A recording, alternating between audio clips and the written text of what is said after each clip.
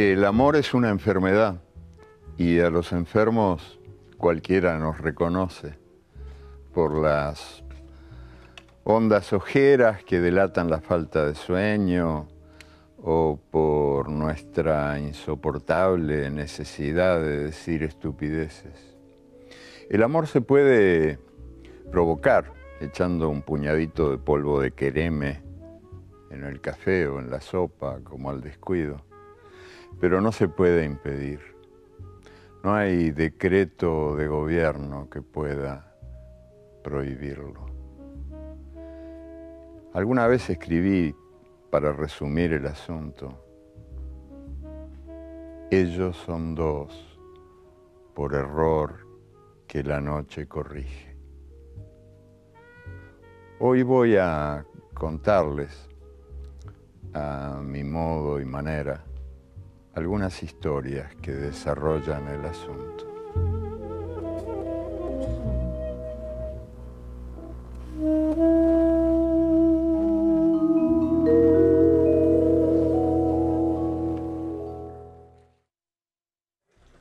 La vida, sin nombre, sin memoria, estaba sola. Tenía manos, pero no tenía a quien tocar. Tenía boca, pero no tenía con quién hablar. La vida era una, y siendo una era ninguna. Entonces el deseo disparó su arco, y la flecha del deseo partió la vida en dos, y la vida fue dos, y los dos se encontraron y se rieron. Les daba risa verse y tocarse también. Oh, they love sweetness. It is love, love, love, excitement. Ah, golden girl, you are the gold beef for me. I am the cabal.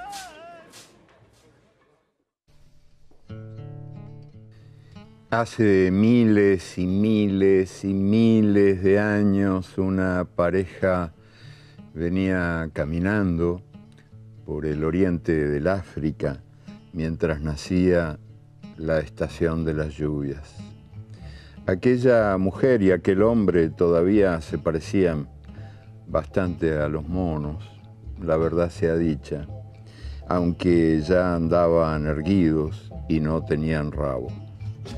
Un volcán cercano, que ahora se llama Sadiman, estaba echando cenizas por la boca, y el cenizal guardó los pasos de aquella pareja desde aquel tiempo a través de todos los tiempos.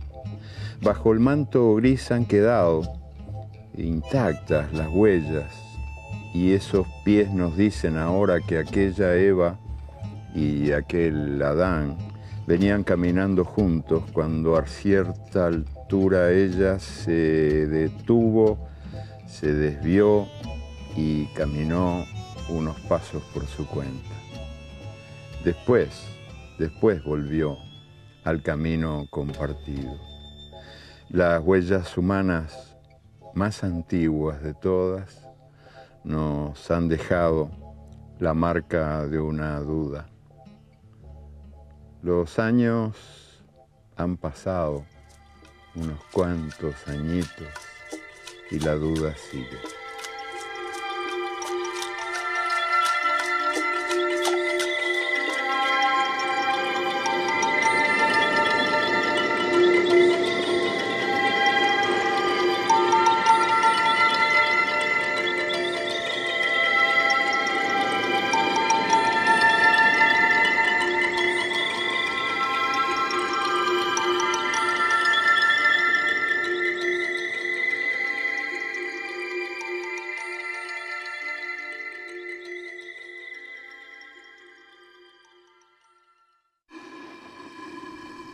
Tracy Hill era niña en un pueblo de Connecticut y practicaba entretenimientos propios de su edad como cualquier otro tierno angelito de Dios.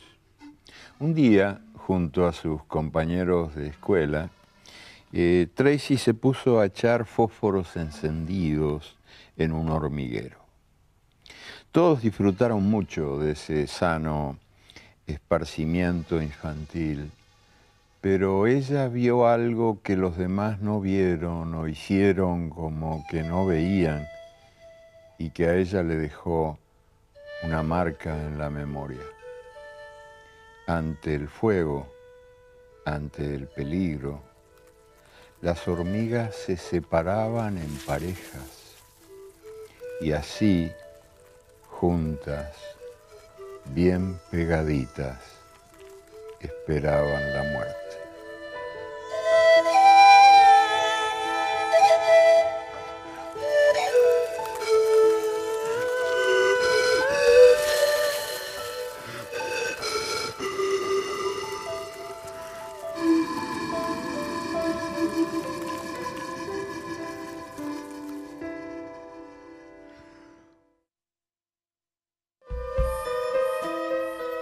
Muchísimo antes de que Irak fuera tierra arrasada por la cruzada civilizatoria del presidente Bush, allí en Irak había nacido la escritura. Y allí había sido escrito el primer poema de amor de la historia humana. El poema escrito en lengua sumeria, escrito en el barro, narraba el encuentro entre un pastor y una diosa.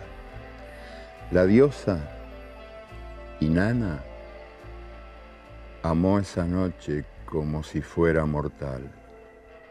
Y Dumuzi, el pastor, fue inmortal mientras duró esa noche.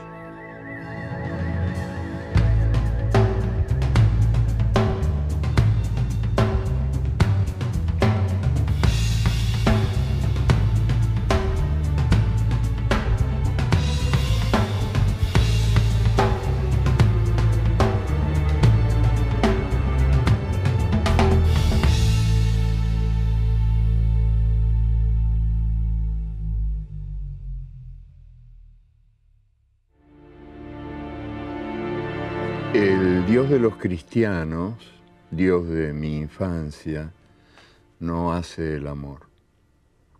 Es quizás el único Dios que nunca ha hecho el amor entre todos los dioses de todas las religiones de este mundo.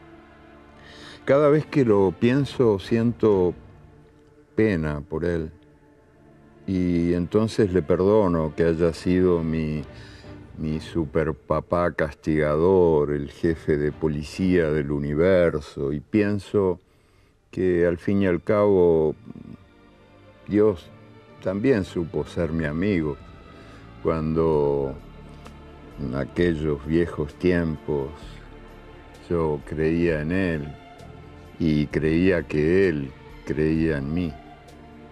Y a veces hasta me parece escuchar sus melancólicas confidencias, como si al oído me dijera: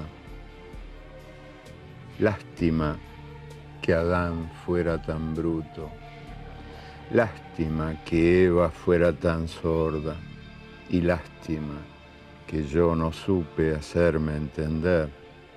Ellos creyeron que un pecado merece castigo si es original. Dije que peca a quien desama, y entendieron que peca a quien ama. Donde anuncié praderas de fiesta, escucharon valle de lágrimas.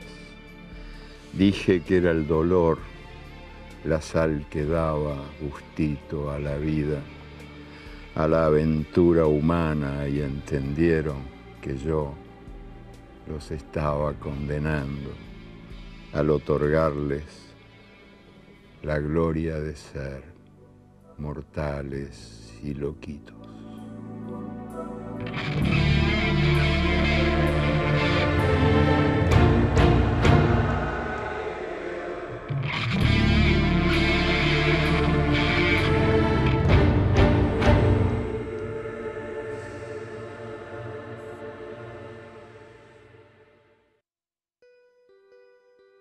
Cantó el rey Salomón a la más mujer de sus mujeres.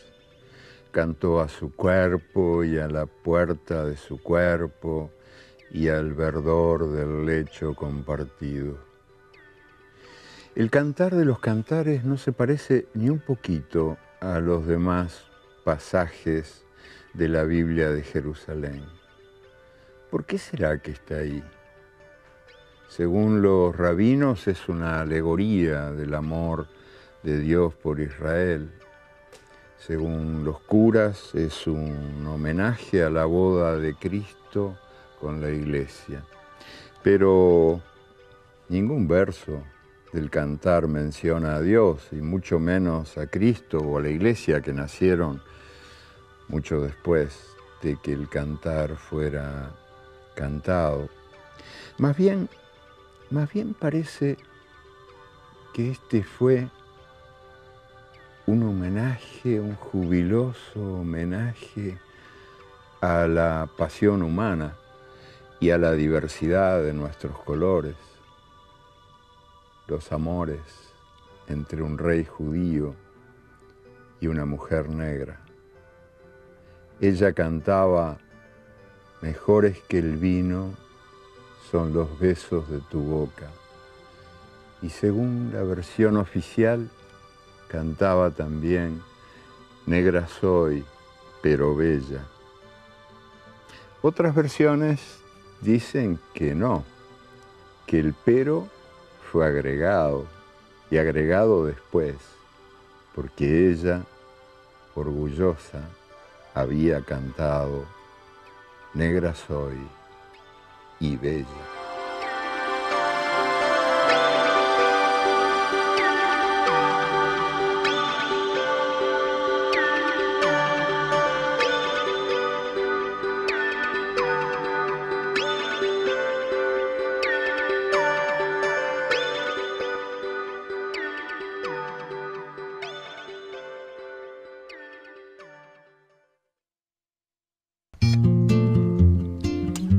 Uno de los mitos más antiguos y más universales cuenta que en la primera noche yacían juntos, la mujer y el hombre, cuando él escuchó un ruidito amenazante, un crujidero de dientes entre las piernas de ella, y el susto le cortó el abrazo. Los machos más machos del mundo, la verdad sea dicha, tiemblan todavía en cualquier lugar del mundo cuando recuerdan, sin saber qué recuerdan, aquel primer peligro de devoración. Y se preguntan los machos más machos, sin saber qué se preguntan: ¿será que la mujer sigue siendo una puerta de entrada que no tiene salida?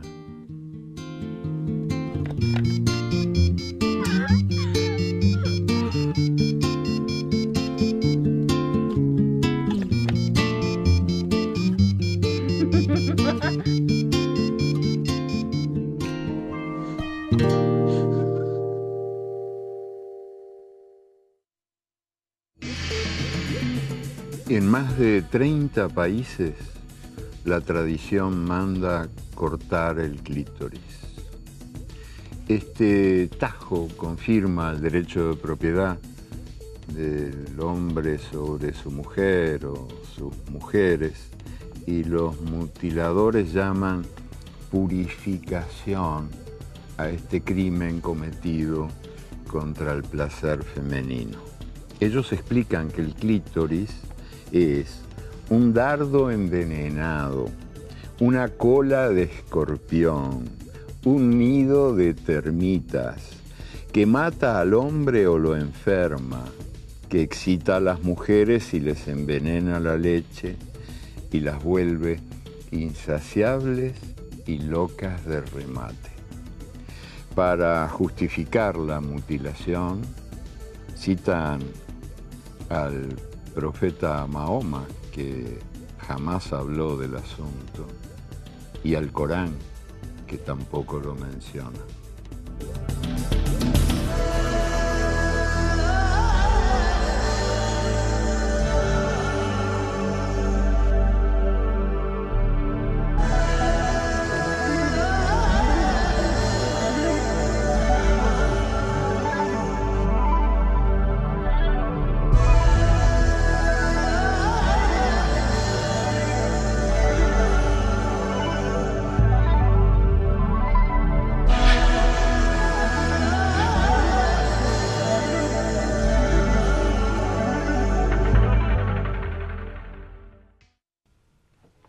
De rodillas en el confesionario, un arrepentido admitió que era culpable de avaricia, gula, lujuria, pereza, envidia, soberbia e ira. Jamás me confesé, dijo, porque yo no quería que ustedes, los curas, gozaran más que yo con mis pecados, y por avaricia me los guardé. Gula, bueno, desde la primera vez que la vi, confieso, el canibalismo no me pareció nada mal. ¿Se llama lujuria eso de perderse en el cuerpo de la mujer amada? Esa mujer era lo único en el mundo que no me daba pereza. Y sentía envidia, sí, lo reconozco, sentía envidia de mí. Y confieso que después cometí la soberbia de creer que ella era yo y quise romper ese espejo, loco de ira, cuando no me vi.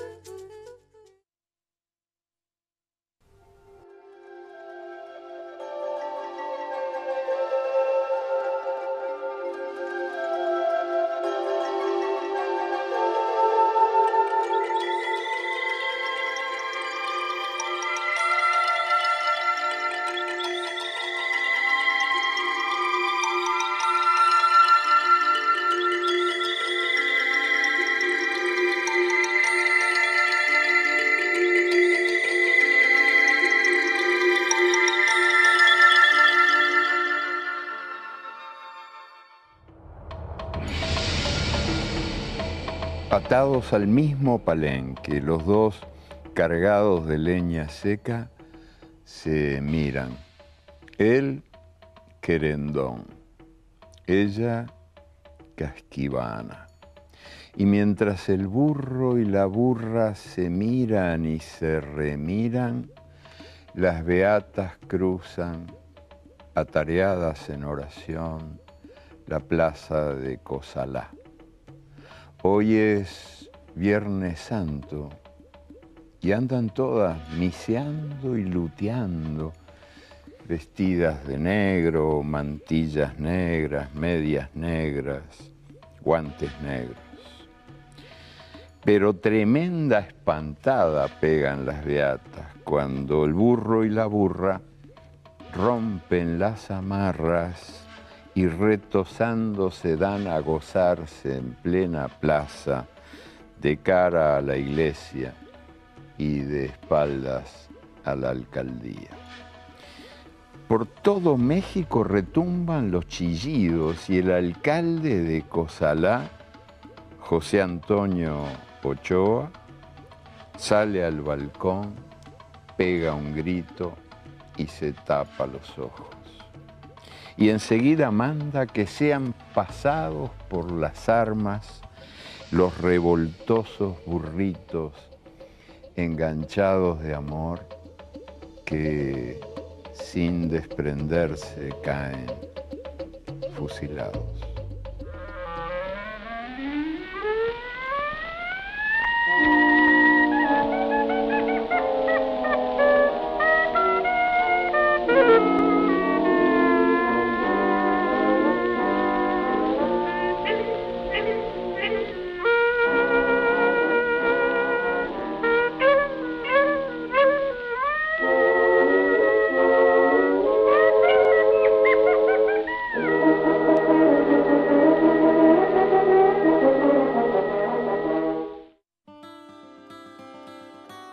Con la ayuda de sus bastones blancos y de unos cuantos tragos, ellos se abrían paso, mal que bien, por las callecitas de Tlaquepaque.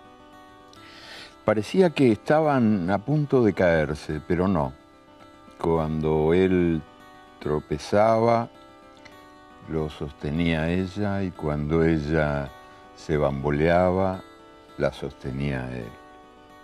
A dúo andaban y a dúo cantaban.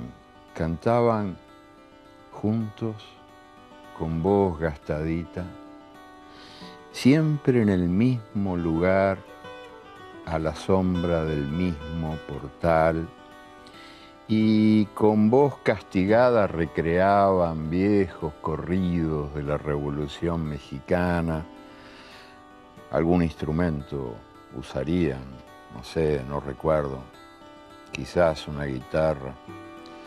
Y después pasaban el sombrero entre el respetable público y se perdían, precedidos por sus bastones, atravesando el gentío bajo el sol, destartalados, rotosos, bien agarraditos el uno al otro, pegados el uno al otro en los vaivenes del mundo.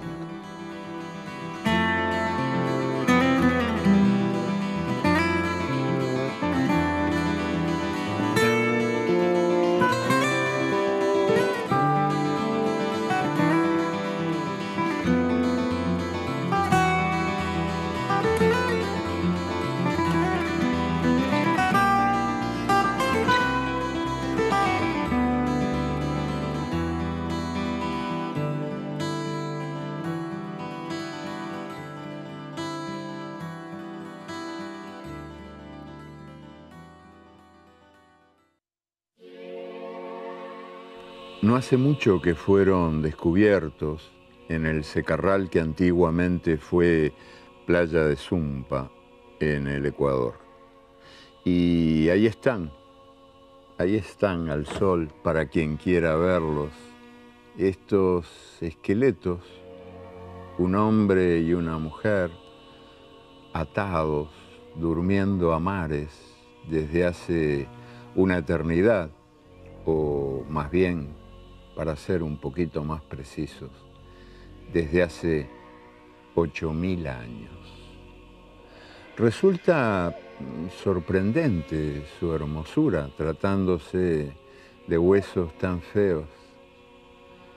Y más sorprendente todavía resulta su modestia, porque estos amantes de Zumpa,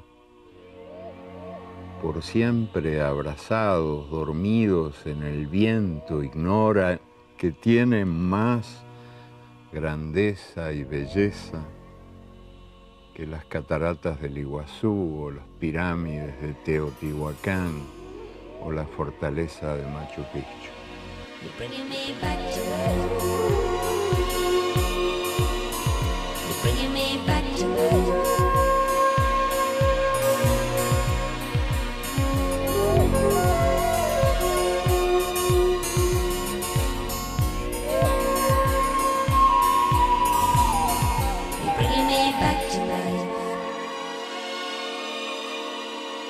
Bringing me back to life.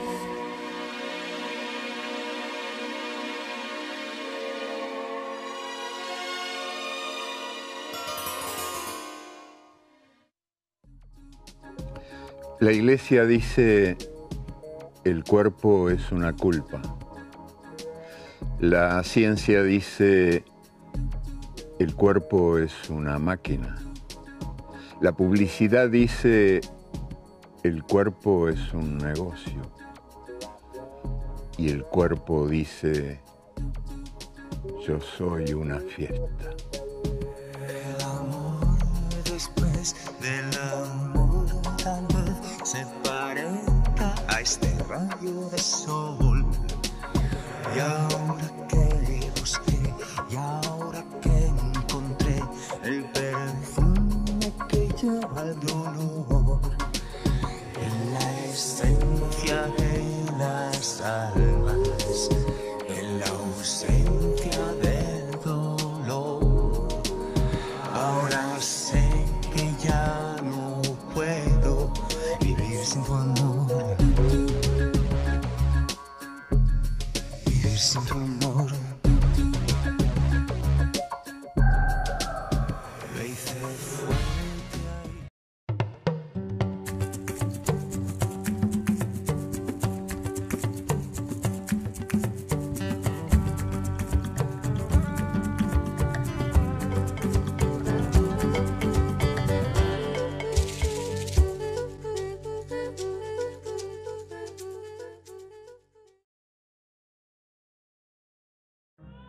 La palabra recordar viene del latín recordis, que significa volver a pasar por el corazón. La memoria no ocupa solamente el lugarcito que la ciencia le atribuye en algún lugar del cerebro. Ella está también en el corazón. Por algo será que para decir de memoria, los ingleses dicen by heart y los franceses par cœur. Y quizás por eso, porque la memoria está en el cerebro y en el corazón y en todas partes. Ella es nuestra mejor amiga y nuestra peor enemiga. Es nuestra mejor amiga cuando nos enseña a no volver a tropezar con la misma piedra. Y es nuestra mejor enemiga cuando nos invita a preferir la nostalgia en lugar de la esperanza.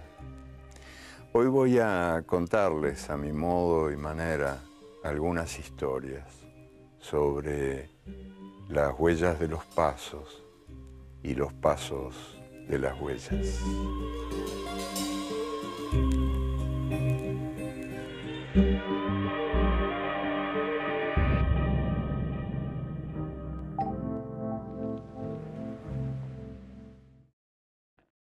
Estoy leyendo una novela y a cierta altura un personaje, un bisabuelo, encuentra a su bisnieto. El bisabuelo está completamente chocho, sus pensamientos tienen el color del agua y sonríe con la misma beatífica felicidad de su bisnieto recién nacido. El bisabuelo es feliz porque ha perdido la memoria que tenía. El bisnieto es feliz porque no tiene todavía ninguna memoria. He aquí, pienso, la felicidad perfecta. Yo no la quiero.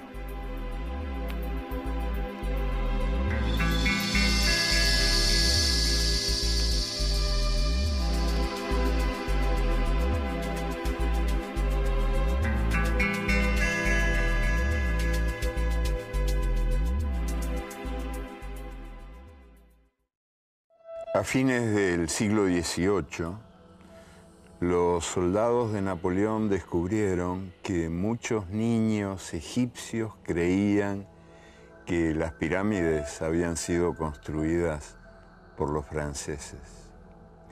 A mediados del siglo XX, muchos niños japoneses creían que las bombas sobre Hiroshima y Nagasaki habían sido arrojadas por los rusos. Los adultos de nuestros días, ¿estamos mejor informados? Pongamos por caso el año 1998. ¿Qué ocurrió en el año 1998? ¿Qué nos contaron los diarios que desayunamos, los informativos que almorzamos, los telediarios que cenamos? Hablaron todos, todo el tiempo del romance del presidente del planeta con una gordita voraz y locuaz, la lingüista Mónica Lewinsky. Me parece que en el año 1998 ocurrieron algunas otras cosas que no consigo recordar.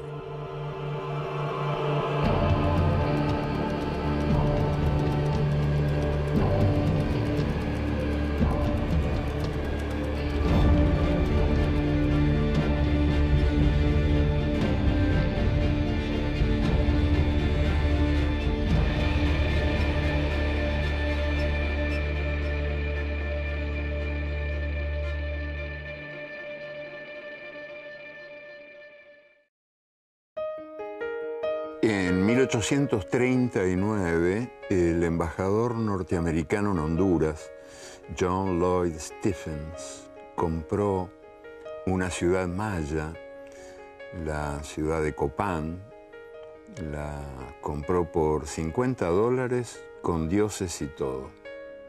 En 1892, el general Henry Carrington compró las 4 fajas sagradas que contaban la historia colectiva de los indios iroqueses. Las pagó a $75 las 4. En 1937, el dictador Rafael Leónidas Trujillo ordenó el degüello de 18.000 negros haitianos para purificar la raza dominicana, y después compró el olvido a $29 por muerto. $3.500 por muerto pagó, algunos años después, el dictador Augusto Pinochet. Fue el importe de la multa.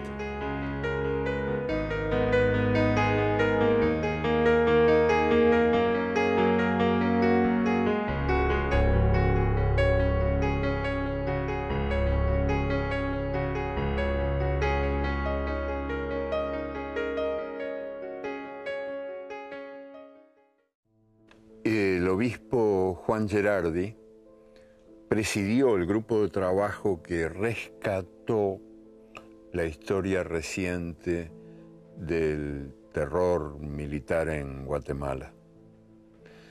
El resultado enumeró en un voluminoso informe nada menos que 200.000 muertos y desaparecidos.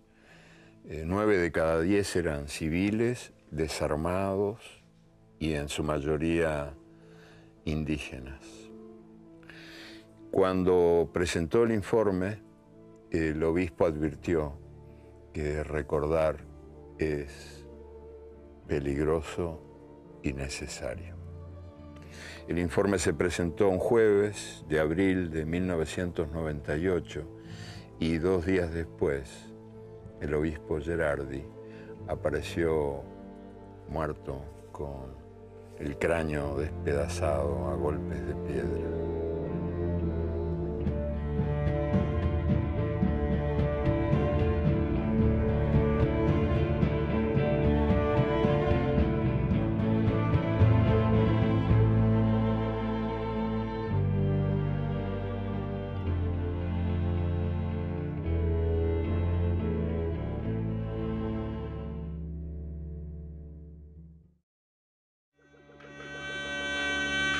La pócima Z parece una novedad tecnológica muy adecuada a los tiempos de la globalización de la mano de obra. Pero no, la pócima Z en realidad es una muy antigua tradición de Haití. Los muertos inoculados con esa pócima regresan al mundo vacíos de memoria. Los ojos idos, perdidos, trabajan sin quejarse jamás. Muelen caña, apilan leña y lo hacen todo siempre callados, sin exigir nada, sin pedir siquiera. Son zombies, vacíos de memoria, obreros ejemplares. Son zombies, trabajan sin quejarse jamás. Son muertos inoculados con esa pócima. Zombies, muertos. Zombies regresan al mundo vacío de memoria. Zombies, son perdidos, zombies. Son zombies. vacíos de memoria, obreros ejemplares.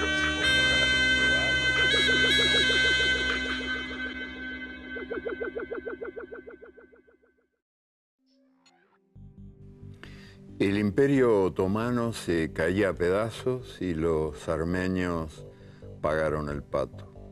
Ocurrió durante la Primera Guerra Mundial. Una carnicería programada por el gobierno turco asesinó o expulsó a la mitad o más de la mitad de los armenios que vivían allí. Quien no murió de cuchillo o bala, murió de sed en el desierto o de humo, porque los armenios expulsados a Siria fueron encerrados en cuevas y asfixiados por humo, en una suerte de temprana profecía de lo que iban a ser las cámaras de gas en la Alemania nazi. 20 años después, Hitler estaba programando con sus asesores la invasión de Polonia. Estaban midiendo los pros y los contras y Hitler advirtió: habrá algún griterío, algún lío se armará con esto, pero pronto se apagarán las voces de protesta. Y para confirmarlo, preguntó: ¿quién se acuerda de los armenios?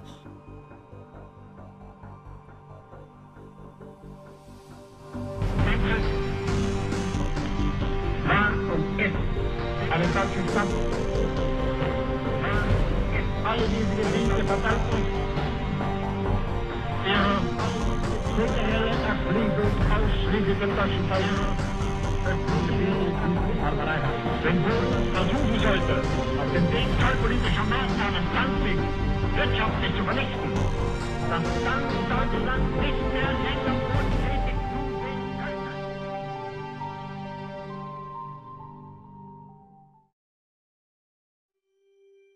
Hace 4 siglos y medio, Miguel Servet fue quemado vivo con leña verde en Ginebra. Había llegado allí huyendo de la Inquisición católica, pero lo quemó el protestante Calvino. Servet había cometido graves pecados de herejía, creía que nadie debía ser bautizado antes de la edad adulta, tenía sus dudas sobre el misterio de la Santísima Trinidad y además, lo más grave de todo, creía que la sangre pasa por el corazón y se purifica en los pulmones. Y eso enseñaba en sus clases de medicina. Esas herejías lo habían condenado, estaba claro que merecía la muerte y ardió junto con los libros que había escrito. En uno de esos libros había en la tapa un grabado que mostraba a Sansón cargando a la espalda una muy pesada puerta. Y debajo se leía: llevo mi libertad conmigo. Y sí, la libertad es una puerta, una pesada puerta. Y también la memoria es una puerta, una pesada puerta.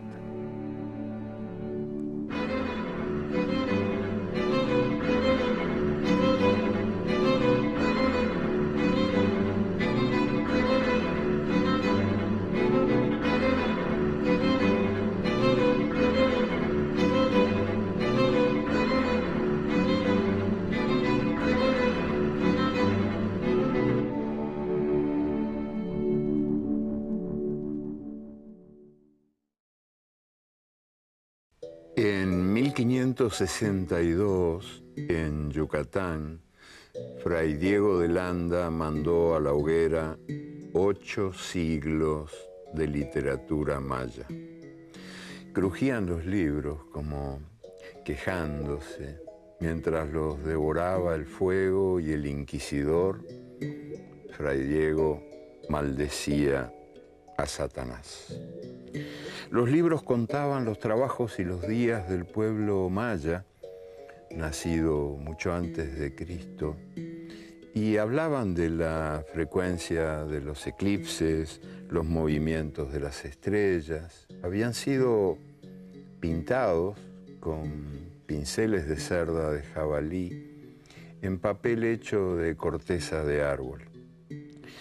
Mientras sus obras ardían, los autores, artistas, sacerdotes muertos hacía años o siglos, bebían chocolate a la sombra del primer árbol del mundo.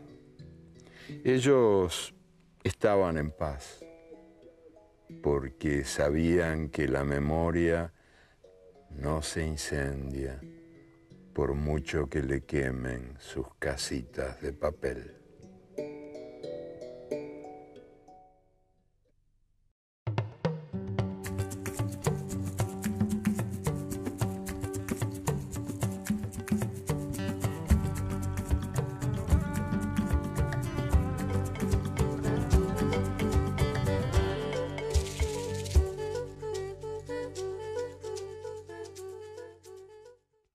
A fines del siglo XVI, en el año 1572, el sable del verdugo partió el pescuezo del último rey de los incas. Se llamaba Tupac Amaru y había peleado durante 40 años contra la invasión española en las montañas del Perú. En el degolladero del Cusco, donde fue decapitado, los profetas indios anunciaron que alguna vez la cabeza iba a juntarse con el cuerpo. 2 siglos más tarde ocurrió. El cacique José Gabriel Condoncarqui se encontró con el nombre que lo estaba esperando. La cabeza se juntó con el cuerpo.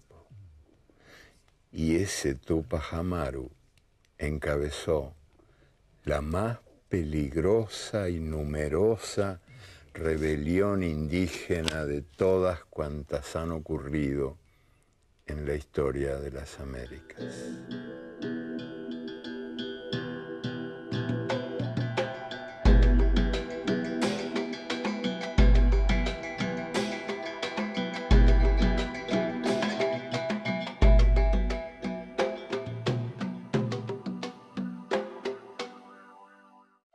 Para los navegantes con ganas de viento, la memoria es un puerto de partida.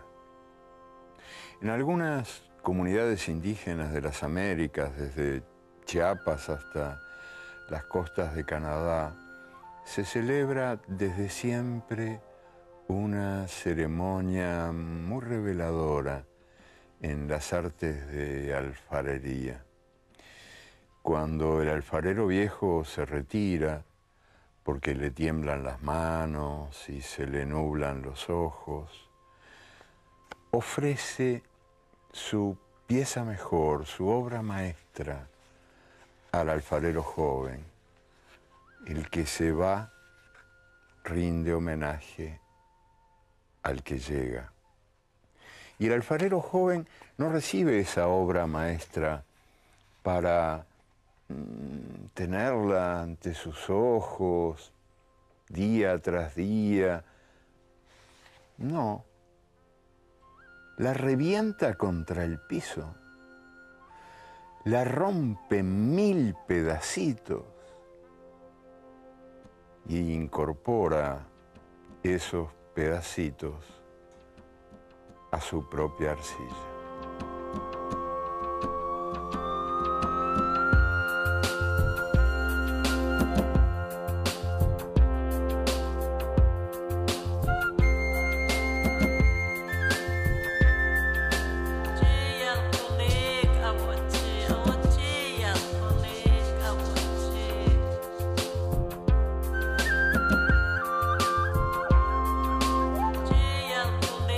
I want to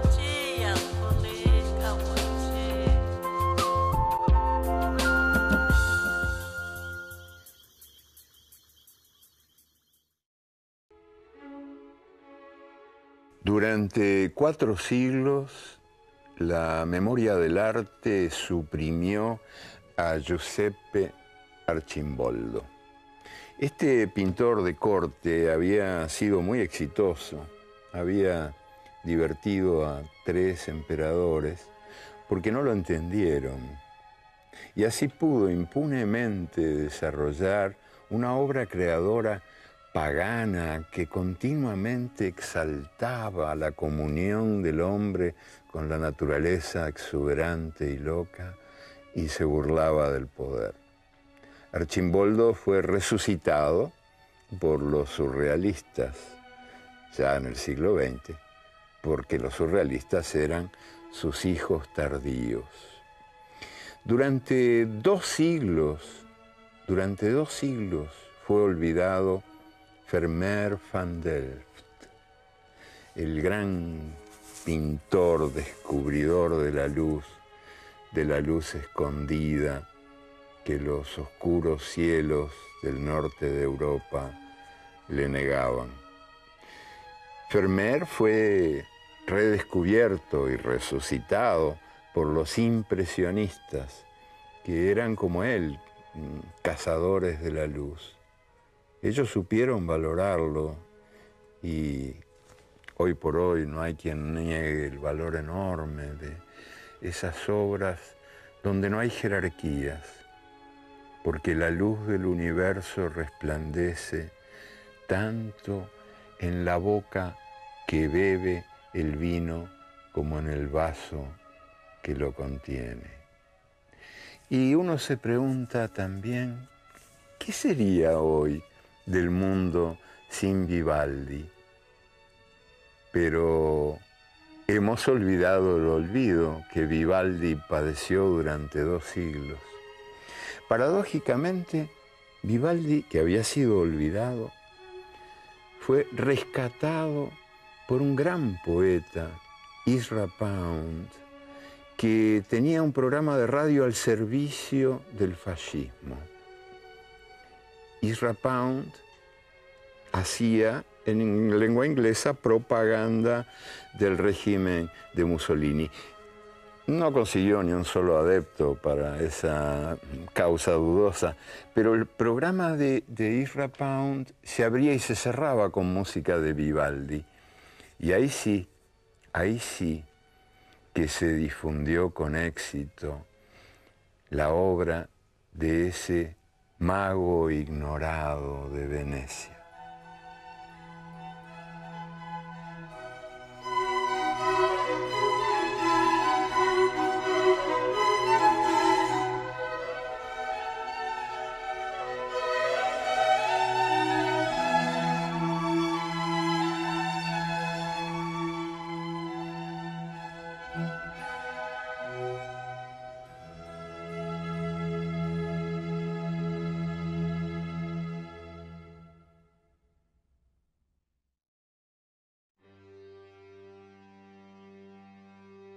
Hace miles de años, en las profundidades de una cueva, a orillas del río Pinturas, un cazador estampó en la piedra su mano roja de sangre.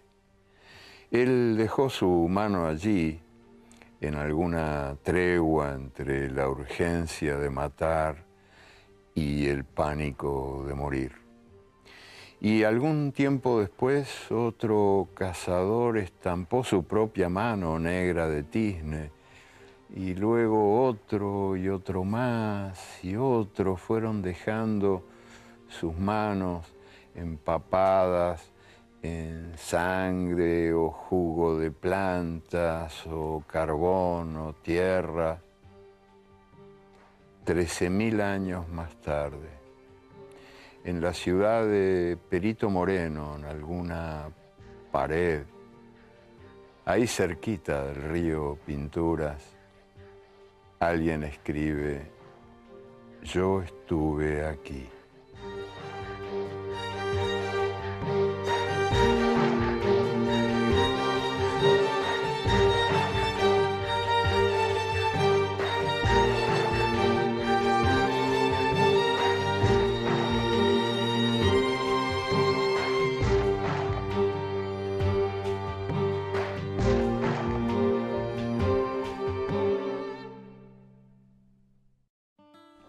6 siglos después de su fundación, Roma decidió que el año empezaría el día 1 de enero.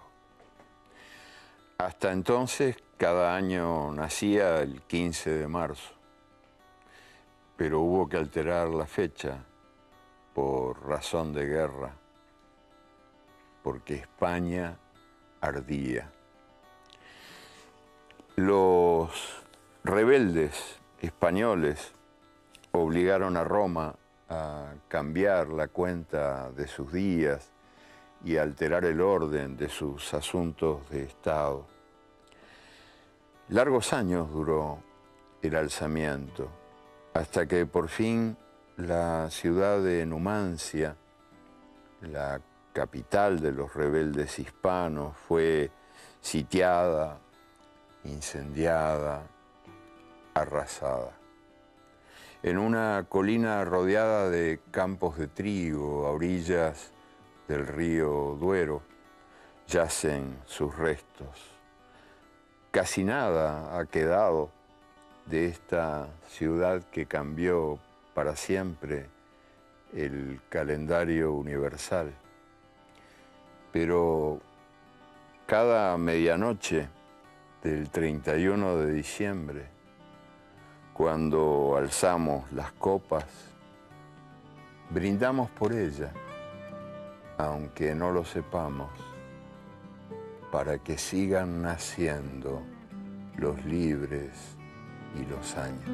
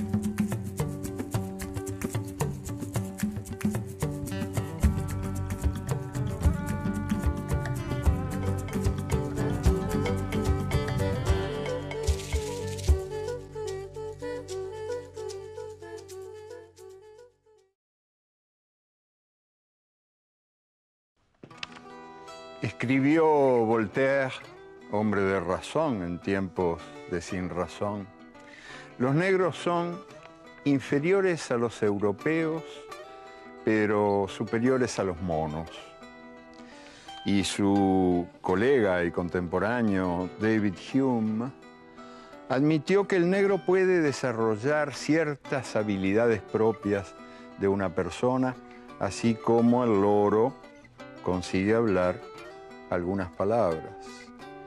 El sabio en anatomía Etienne Serre comprobó: los negros están condenados a ser primitivos porque tienen poca distancia entre el ombligo y el pene. Y el científico Louis Agassiz comprobó también que el cerebro de un negro adulto equivale al de un feto blanco de 7 meses. Toda Europa sacó jugo al tráfico de esclavos, y el tráfico de esclavos necesitaba coartadas. La ciencia proporcionó esas coartadas y la religión también. Hoy voy a contarles, a mi modo y manera, algunas contrahistorias de los hijos del África.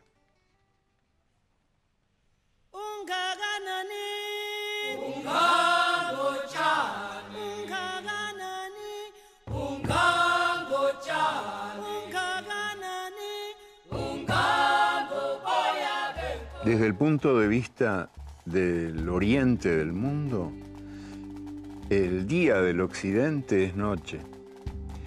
En la India, quienes llevan luto visten de blanco. En la Europa antigua, el negro, color de la tierra fecunda, era el color de la vida, y el blanco, color de los huesos, era el color de la muerte. Según los viejos sabios de la región colombiana del Chocó, Adán y Eva eran negros, y negros eran sus hijos, Caín y Abel.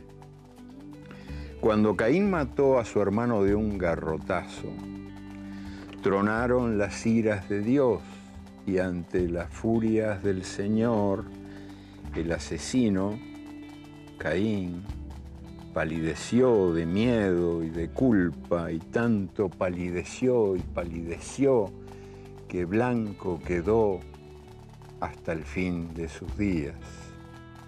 Los blancos somos todos hijos de Caín.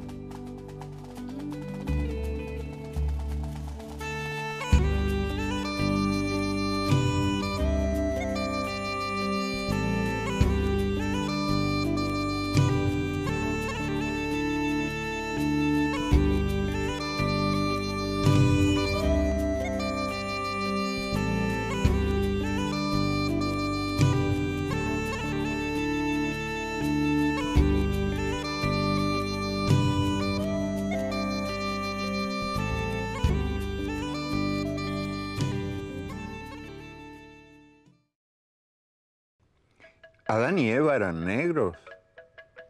Bueno, al fin y al cabo, en África empezó el viaje humano en el mundo.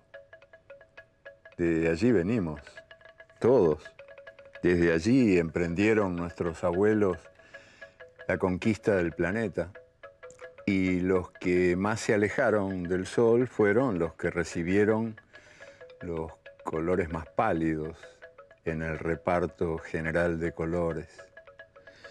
Ahora las mujeres y los hombres, arcoíris de la tierra, tenemos más colores que el arcoíris del cielo. Y somos todos somos africanos emigrados.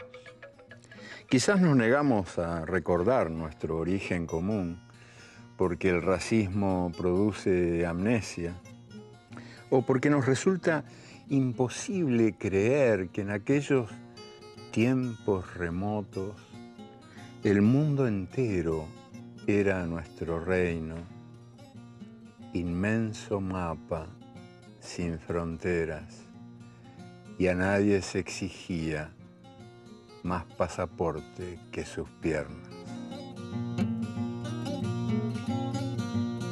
Yer malega kaya yer kuner sambade yero nyale ka kuboiga maleganda de kurkoda.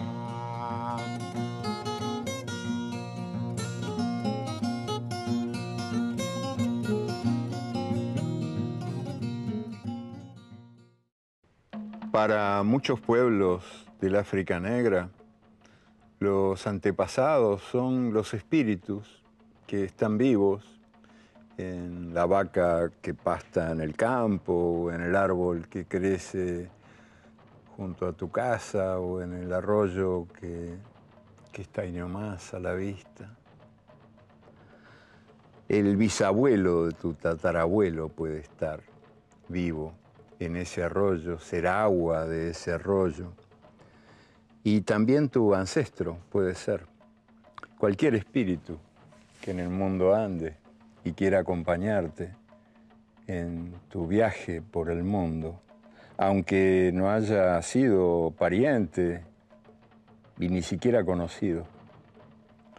La familia no tiene fronteras, explica una africana del pueblo Dagara, Sobufu Somé, que dice: nuestros niños tienen muchas madres y muchos padres, tantos como quieran.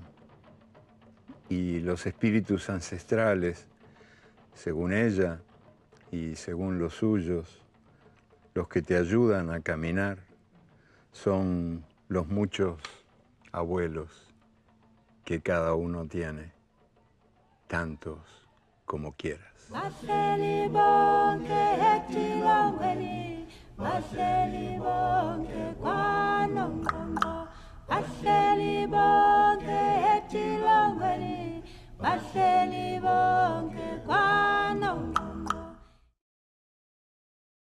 Los esclavos subían temblando a los barcos porque creían que iban a ser comidos y tan equivocados no estaban.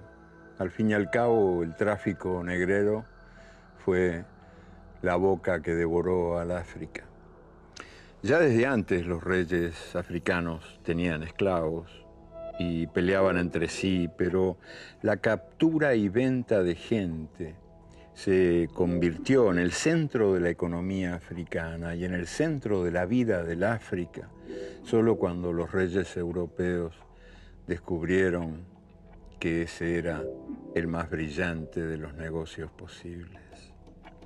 Fue a partir de entonces que la sangría de jóvenes vació al África negra y selló su destino. Malí, por poner un caso, es ahora uno de los países más pobres del mundo. Pero en el siglo XVI era un reino opulento y culto. La Universidad de Tombuctú tenía 25.000 estudiantes.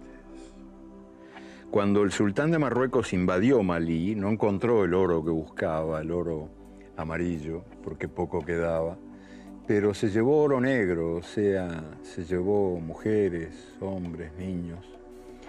Y muchos de esos mujeres y hombres convertidos en esclavos habían sido escritores, escultores, científicos, médicos. Fueron embarcados con destino a las plantaciones de América después de ser marcados a fuego y después de ser bautizados. La máquina esclavista exigía brazos y la cacería de brazos exigía guerras. Entonces, la economía africana pasó a ser una economía de guerra en la que cada pueblo devoraba al otro y cada reino peleaba con el reino vecino. Una guía comercial publicada en Holanda en 1655 para orientar a los mercaderes holandeses enumeraba las armas más codiciadas en las costas del África y también las mejores ofrendas para halagar a aquellos reyes de opereta, reyes de utilería. La ginebra, por ejemplo, era muy valorada y por un puñado de cristales de Murano se podía uno llevar 7 hombres.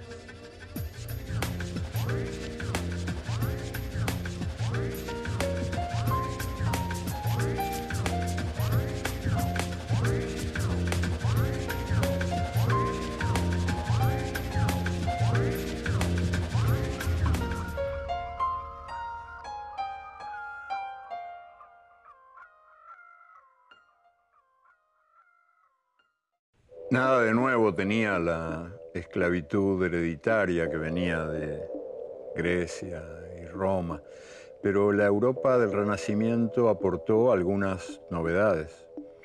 Por primera vez la esclavitud estaba determinada por el color de la piel y por primera vez la esclavitud era el centro del comercio internacional. Breve historia del intercambio entre África y Europa. Durante los siglos XVI, XVII y XVIII, África vendía carne humana y compraba fusiles. Cambiaba brazos por violencia. Después, durante los siglos XIX y XX, África entregaba oro, diamantes, cobre, marfil, caucho, café, y recibía Biblias. Cambiaba la riqueza de la tierra por la promesa del cielo.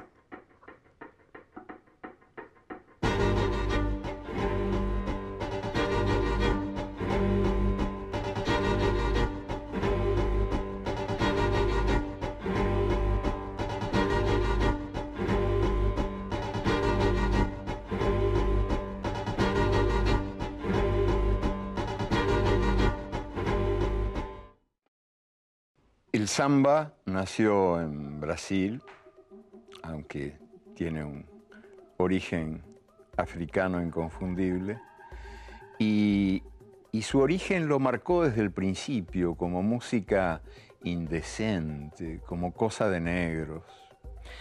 Recién en 1917 hubo como un estallido del samba. El samba explotó en el Carnaval de Río y a partir de ahí ya fue incontenible. Aquella noche, Noche de Gloria, primera noche del samba en el Carnaval de Río, bailaron hasta los faroles de las esquinas. Y poquito después, un conjunto de samba viajó a París.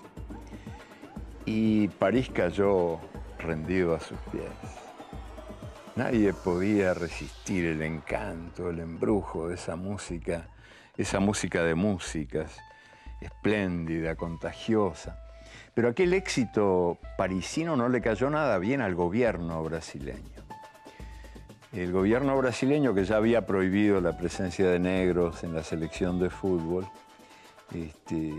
puso muy mala cara ante el éxito de una música de negros tocada por negros que corría el peligro de convertirse en un símbolo brasileño que inducía a la confusión, porque ¿qué van a creer los europeos? ¿Que Brasil es un país africano? ¿Cómo es posible? El más músico de los músicos, fundador del samba, se podría decir, aunque otros hubo, pero el más fue Pichinguinha. Pichinguinha, negro, claro, jugaba tocando. Y jugando, invitaba a jugar.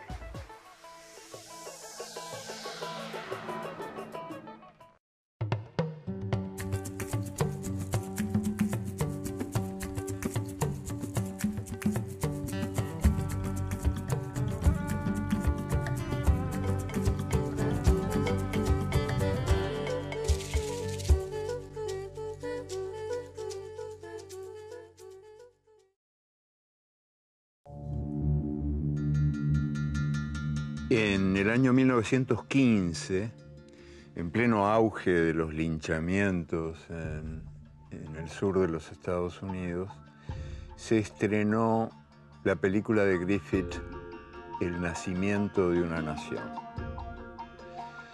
Este himno de alabanza al Ku Klux Klan fue la primera superproducción de Hollywood y el mayor éxito de taquilla de toda la historia del cine mudo. En ella se exaltaba a los enmascarados de túnicas blancas y blancas cruces, antorchas en alto, que venían a vengar la virtud de las damas blancas y el honor de los caballeros. El presidente de los Estados Unidos, Woodrow Wilson, estrenó la película en la Casa Blanca. Y Woodrow Wilson la aplaudió de pie. No era para menos, porque él era el autor de los textos de la película, que entre otras cosas decían que la emancipación de los esclavos había sido un verdadero derrocamiento de la civilización y que habían puesto al sur blanco bajo los talones del sur negro. Y el presidente Wilson también decía en la película, en los textos de la película, que el caos reinaba en la nación porque los negros eran hombres que ignoraban los usos de la autoridad, excepto sus insolencias. Pero el presidente encendía la luz de la esperanza. Por fin ha nacido a la vida un gran Ku Klux Klan, decía la película, que culminaba con Jesús en persona que bajaba a dar su bendición.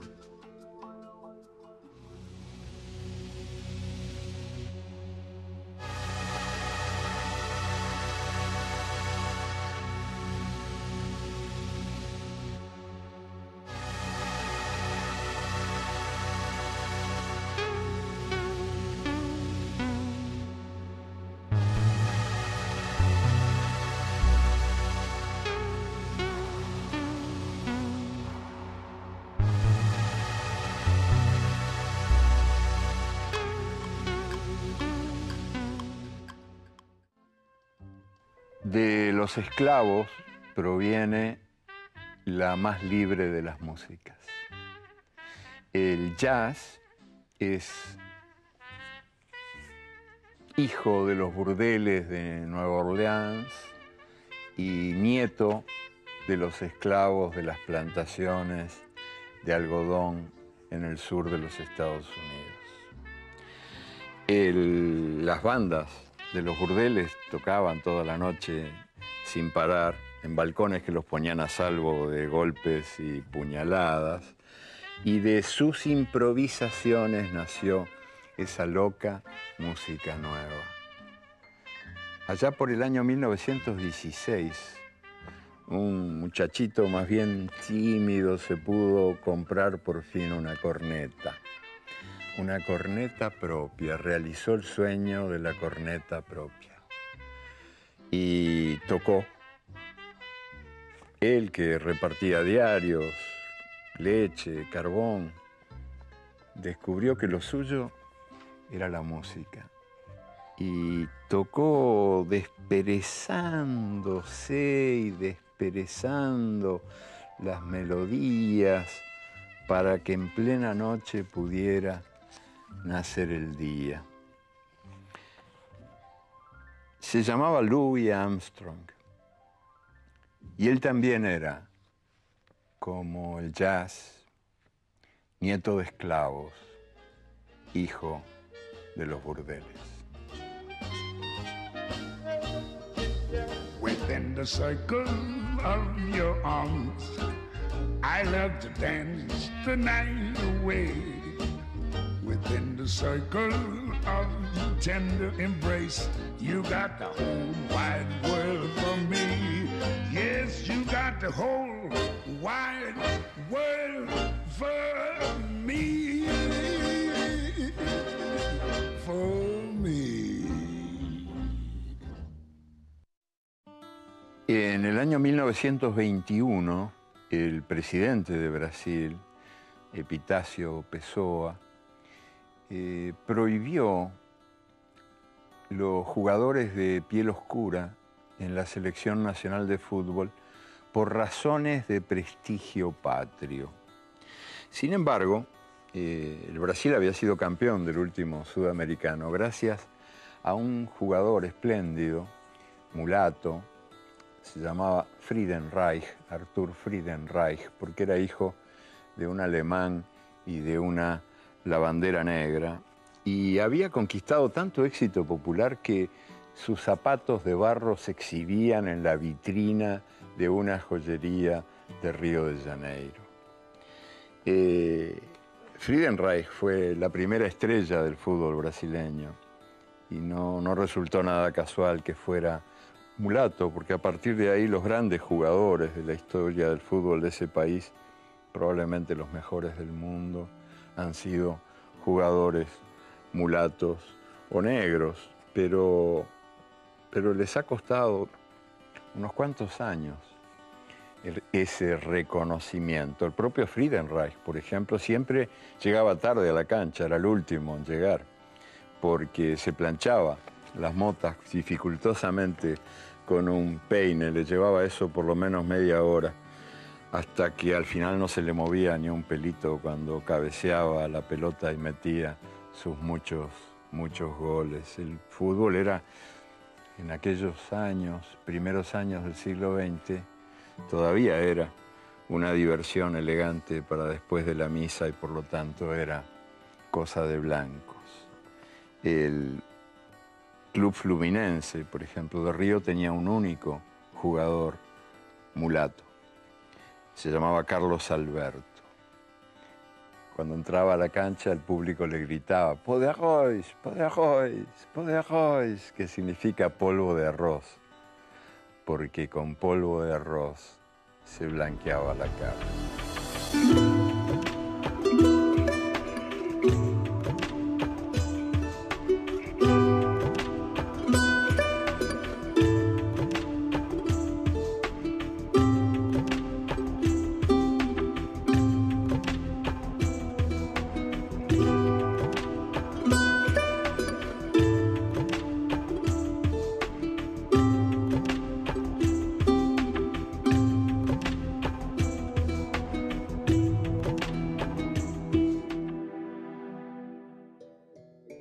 Allá por el año 1940, las investigaciones de un científico norteamericano, Charles Drew, hicieron posible el procesamiento del plasma y salvaron millones de vidas en la Segunda Guerra Mundial. Cuando los Estados Unidos se metieron en la guerra, el Pentágono emitió una orden prohibiendo la mezcla de la sangre negra y la sangre blanca, para que lo que estaba prohibido en la cama no se hiciera por inyección. Y Charles Drew, que para entonces era el director de la Cruz Roja de los Estados Unidos, comentó, ¿qué disparate es este? Sangre negra, sangre blanca, tal cosa no existe, la sangre es roja. Y entonces renunció o fue renunciado, porque Charles Drew era negro.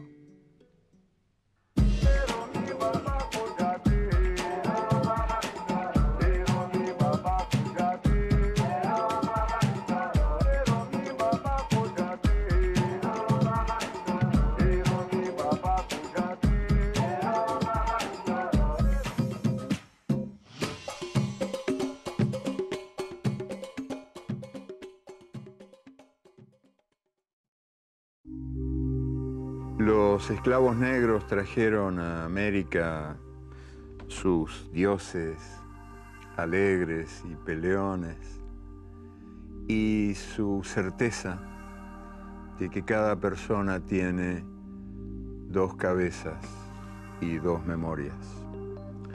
Una cabeza de barro, que será polvo, y otra cabeza por siempre invulnerable a los mordiscos del tiempo y de la pasión, que es la cabeza que te espera en el espacio sagrado más allá de la muerte. Y también dos memorias, una memoria que la muerte mata, brújula que acaba con el viaje, y otra memoria, la memoria colectiva que vivirá mientras viva la aventura humana en el mundo.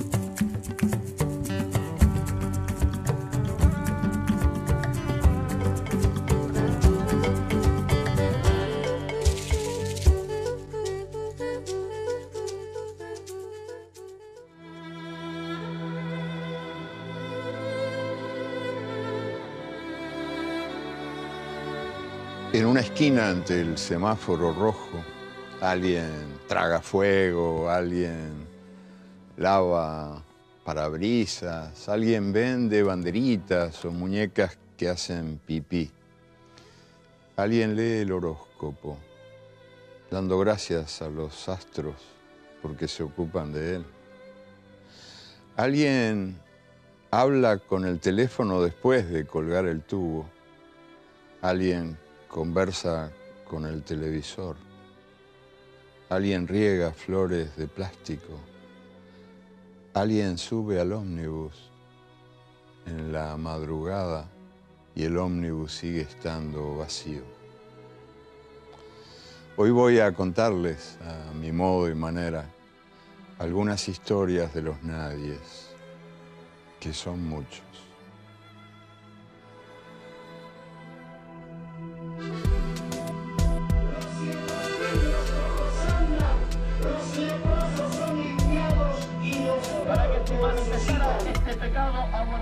Porque el mundo está sufriendo. Sueñan las pulgas con comprarse un perro y sueñan los nadies con salir de pobres. Que algún mágico día llueva la buena suerte, que llueva a cántaros la buena suerte.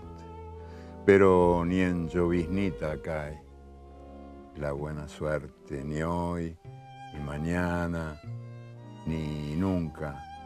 Por mucho que a los nadies les pique la mano izquierda o se levanten con el pie derecho o empiecen el año cambiando de escoba.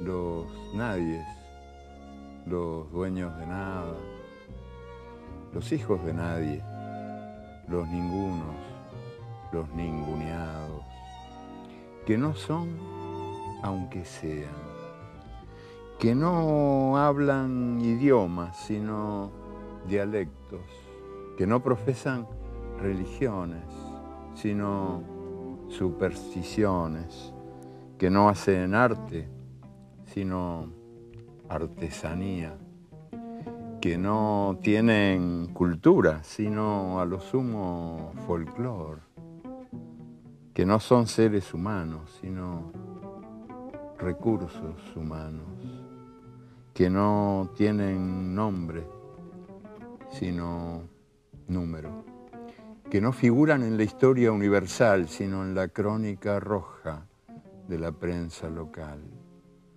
Los nadies que cuestan menos que la bala que los mata.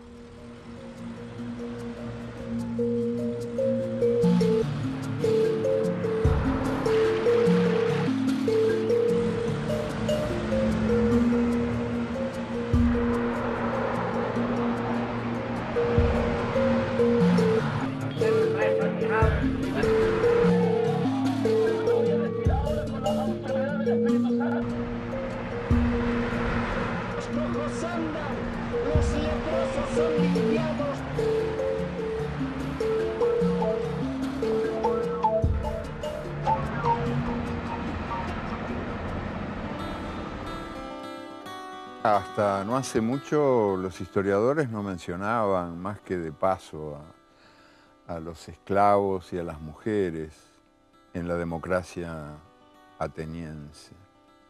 Pero las mujeres eran la mitad de la población de Grecia y los esclavos sumaban la mayoría. ¿Cómo sería esa democracia ateniense vista desde el punto de vista de los esclavos y de las mujeres? En 1776, la Declaración de Independencia de los Estados Unidos estableció que todos los hombres nacen iguales. ¿Qué tan iguales eran los más de 600.000 esclavos negros que siguieron siendo esclavos? ¿Y las mujeres eran iguales a quién? En Washington, un gran muro de mármol registra los nombres de los soldados norteamericanos caídos en la guerra de Vietnam. Es, desde el punto de vista de los Estados Unidos, un justo homenaje. pero desde el punto de vista de Vietnam, allí faltan 60 muros.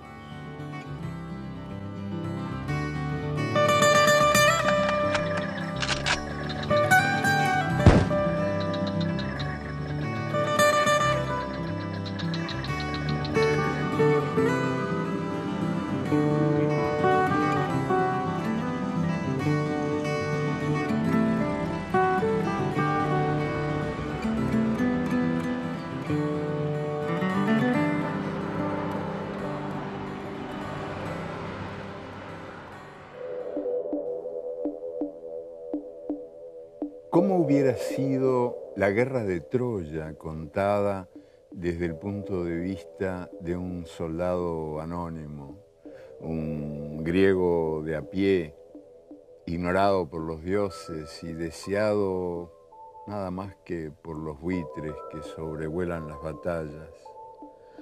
Un campesino metido a guerrero, esculpido por nadie cantado, un hombre cualquiera, obligado a matar y sin el menor interés de morir por los ojos de Helena. ¿Cómo hubiera sido la guerra de Troya? ¿Hubiera presentido ese soldado lo que Eurípides confirmó después? ¿Que Helena nunca estuvo allí? ¿Que ella no era más que una túnica vacía? ¿Y si ese soldado sobrevivió? ¿Qué recordó? Quizás el olor del dolor y nada más que eso. Robert Fisk y Fran Sevilla, corresponsales de guerra, que han estado en muchas, nos cuentan que las guerras huelen. Ellos las han sufrido por dentro y conocen ese olor de podredumbre, caliente, dulce, pegajoso, que se te mete por todos los poros y se te instala en el cuerpo y no te abandona nunca. Las guerras hoy huelen. El olor del dolor huele y nada más que las guerras huelen. Podredumbre, caliente, dulce, pegajoso. Las guerras huelen. Se te instalan en el cuerpo y no te abandonan.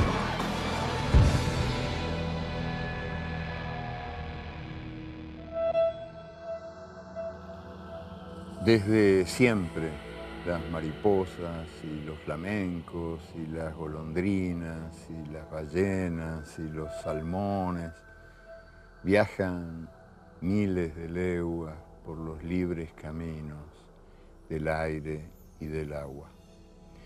No son libres, en cambio, los caminos del éxodo humano.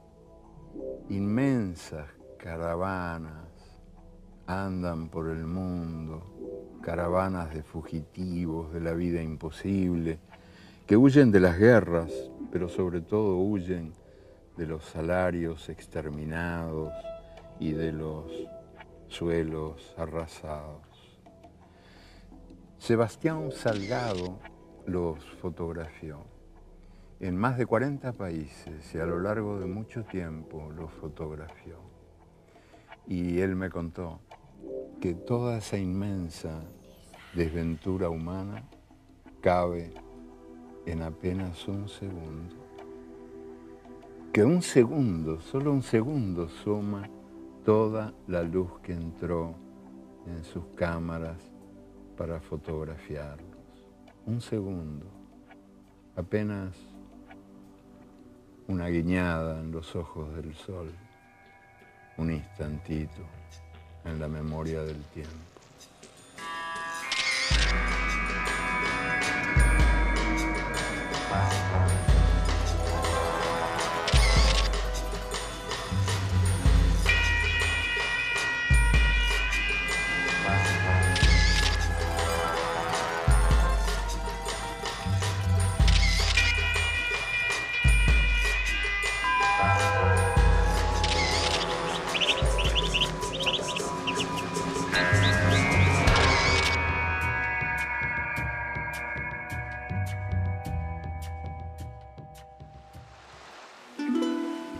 En el mes de marzo del año 2000, 60 haitianos se lanzaron a las aguas del Mar Caribe en un barquito de Morondanga. Los 60 murieron ahogados. Como era una noticia de rutina, nadie se enteró. Pero esos 60 haitianos habían sido cultivadores de arroz. Y los cultivadores de arroz en Haití han sido condenados a convertirse en balseros o en mendigos desde que el Fondo Monetario Internacional prohibió los subsidios que el Estado proporcionaba al arroz nacional.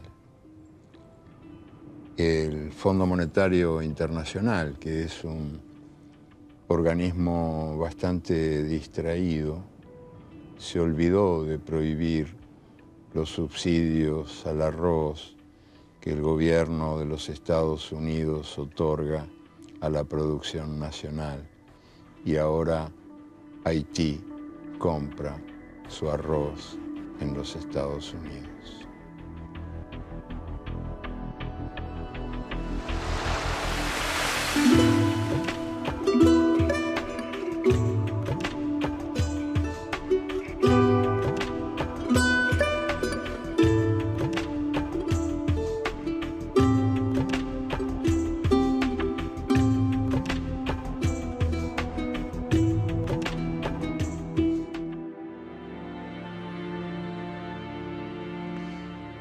No estalla como las bombas ni suena como los tiros. El hambre que mata callando, mata a los callados. De ellos sabemos todo, los expertos, los pobrólogos, los estudian y nos ofrecen los datos actualizados, qué no comen, en qué no trabajan, cuántos son, cuánto no pesan, cuánto no miden, qué no tienen, qué no piensan, qué no votan, en qué no creen. Solo nos falta saber por qué los pobres son pobres. Ellos, los muertos de las guerras, los presos de las cárceles, los brazos disponibles, los brazos desechables, sin tierra, sin casa, sin camino.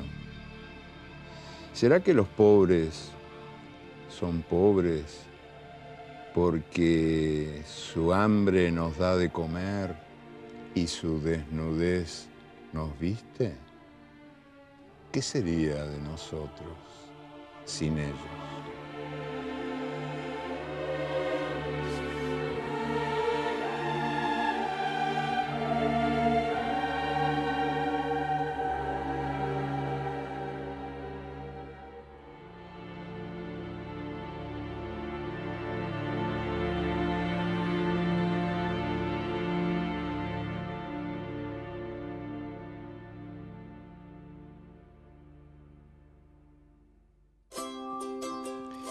Las estadísticas dicen que son muchos los pobres del mundo, pero los pobres del mundo son muchos más que los que se dice que son. La joven investigadora Catalina Álvarez Insúa formuló un criterio muy útil para corregir los cálculos. Ella dijo: pobres son los que tienen la puerta cerrada. Cuando lo dijo, Catalina tenía 3 años de edad, la mejor edad para asomarse al mundo y ver.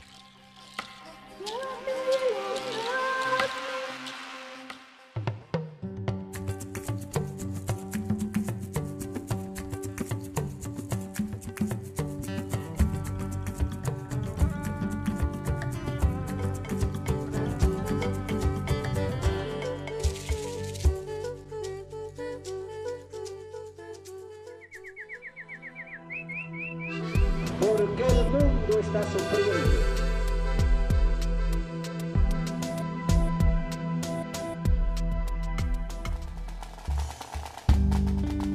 Rubén Omar Sosa escuchó la lección de Maximiliana en un curso en la Facultad de Medicina en Buenos Aires, y eso fue lo más importante que aprendió en todos sus años de estudiante.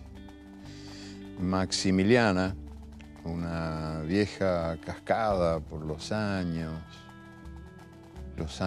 de una vida larga y sin domingos, estaba internada en el hospital y cada día desde su cama pedía: doctor, ¿podría tomarme el pulso? Y él, con una suave presión de los dedos, le tomaba el pulso y le decía: 78, perfecto. Y ella: gracias, doctor, muchas gracias. Y ahora, por favor, ¿podría tomarme el pulso? Y así una vez y dos y otra vez y otra.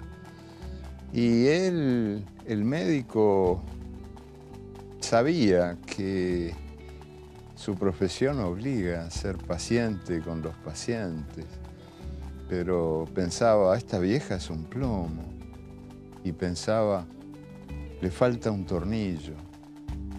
Y así, día tras día, ella seguía ofreciendo ese brazo, esa ramita seca, y él continuaba tomando el pulso una vez y otra, tocándola con una presión suave de los dedos. Años demoró en darse cuenta de que esa mujer estaba pidiendo que alguien la tocara.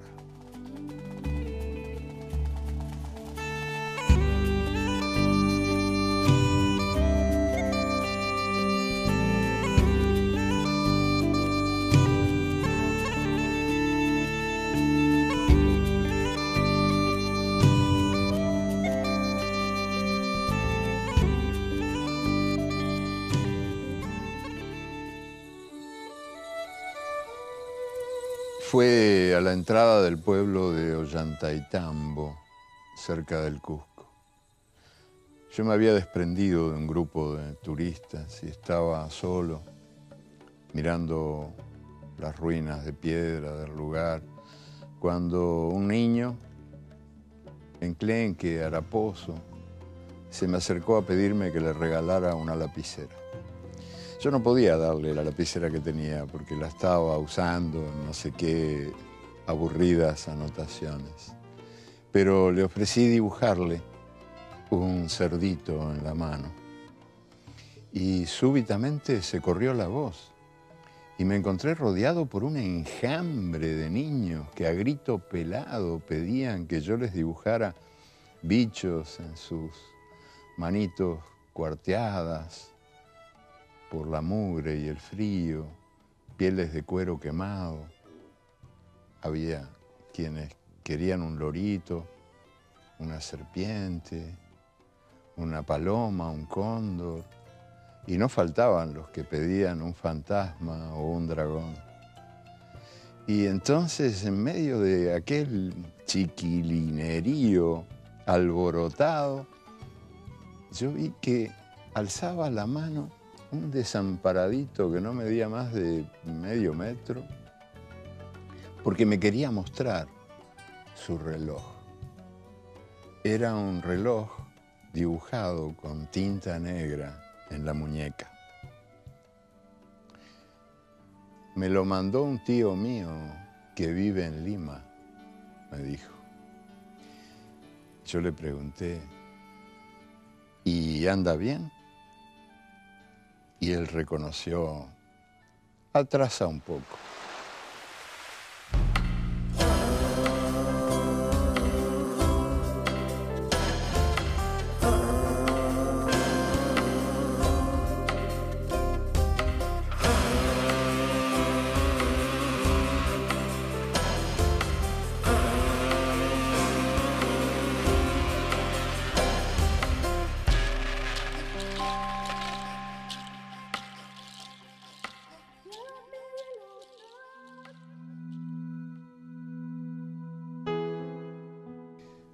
los desechables, niños de la calle, vagos, mendigos, prostitutas, carteristas, drogadictos, travestis, homosexuales, borrachos, juntapuchos.